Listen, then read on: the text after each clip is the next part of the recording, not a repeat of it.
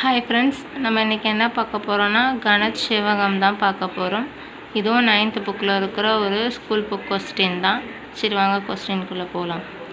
ஒரு தீப்பெட்டியின் அளவு 6 × 3.5 cm × 2.5 cm என உள்ளது. இதே அளவுகளை உடைய 12 தீப்பெட்டியின் கன அளவை காண்க.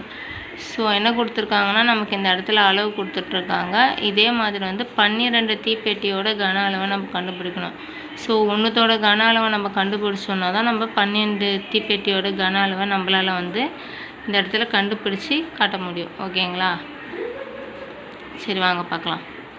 கன அளவுக்கு ஃபார்முலானா L × B × H. ஓகேங்களா? கன அளவுக்கு ஃபார்முலா L × B × H.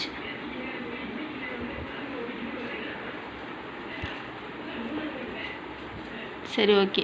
6 × 3.5 × 2.5 நமக்கு கன அளவு கொடுத்துட்டாங்க.